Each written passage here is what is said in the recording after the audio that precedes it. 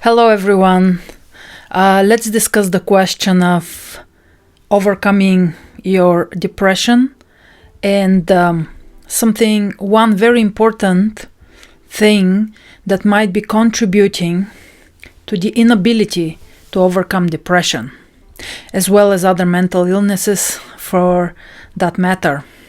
Now, when we talk about depression, usually the conversation focuses on medication, on psychological treatment.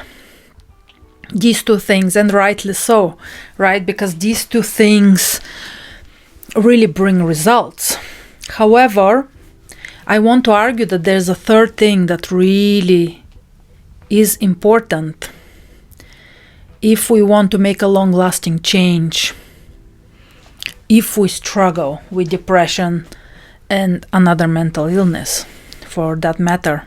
I was watching a video, a report just the other day on YouTube on bipolar disorder.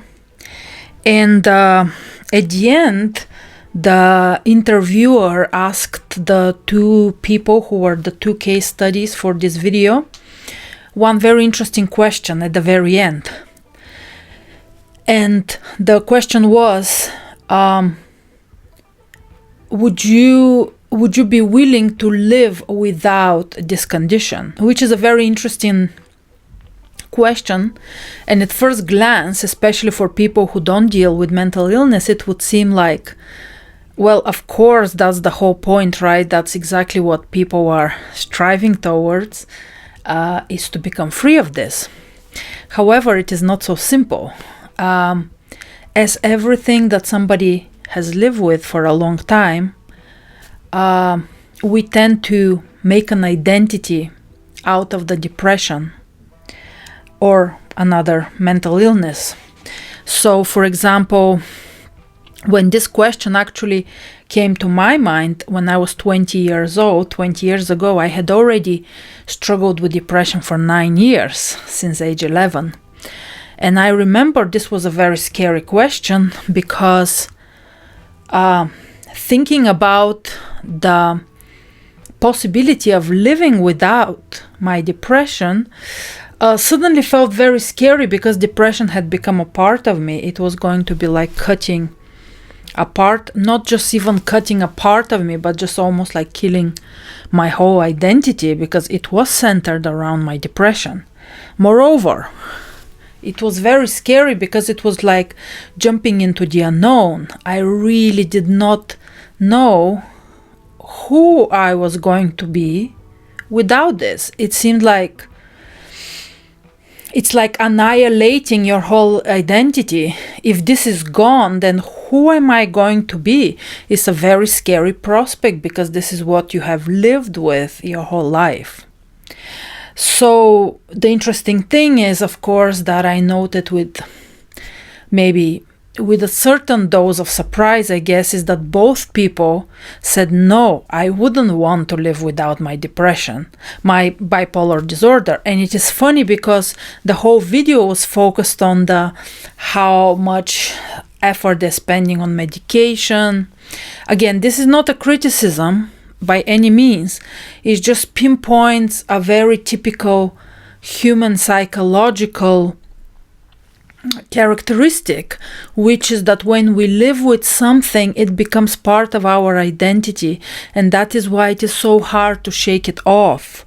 I could argue that this could also go for other negative things, such as being on the victim side of some sort of a family abuse and so on. This could get quite tragic. But once it becomes a habitual thing, the more you allow it to become a habitual thing, the harder it gets to shake it off, because it gets deeper and deeper and deeper into the root of your sense of identity. And for us humans, and for our minds, for our brains, the sense of identity is everything. I would say that the identity is the mental equivalent of the body, right? It has a certain shape.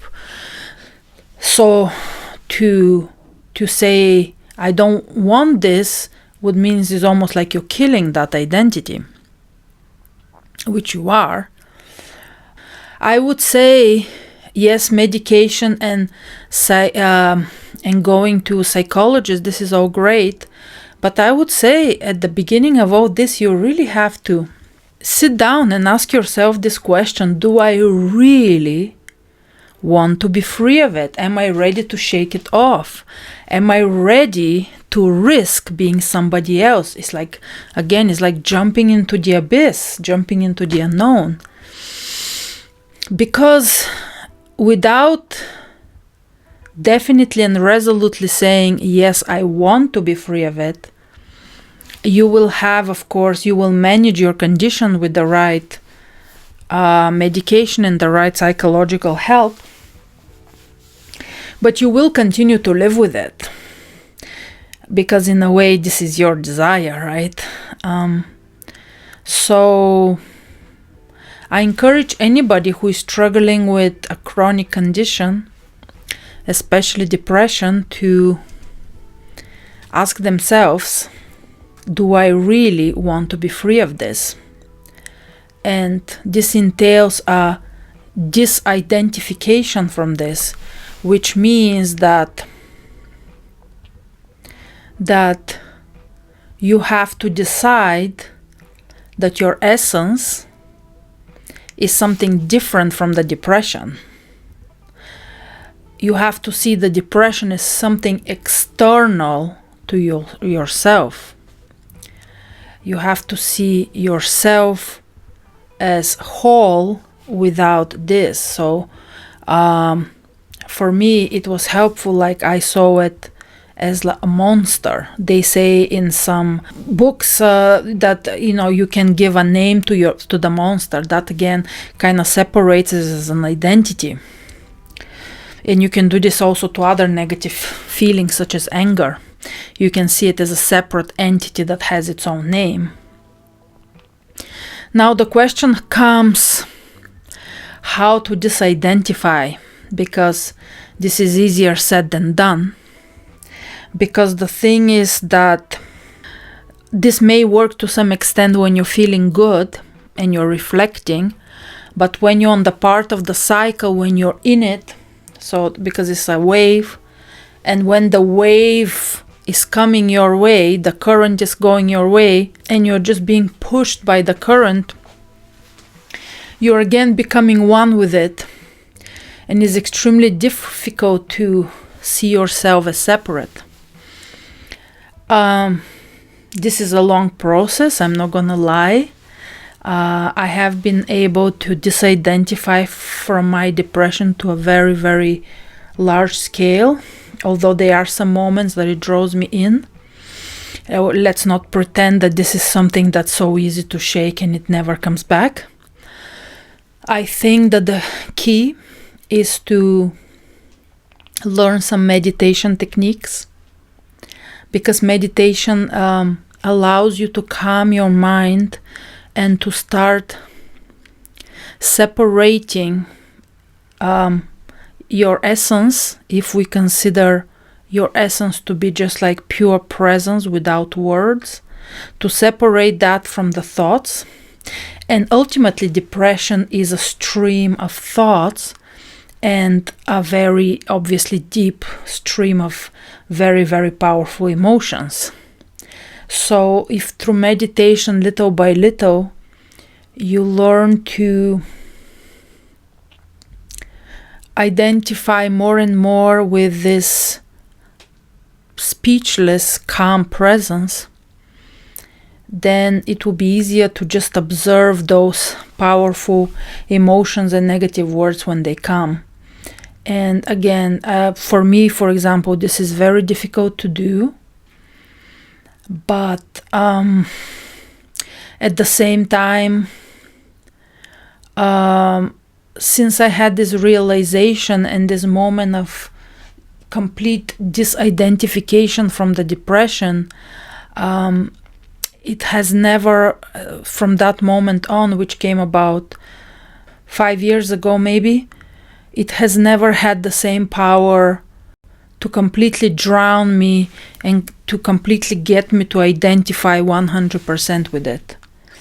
So I encourage everyone who is struggling to ask themselves that question: do I want to really want to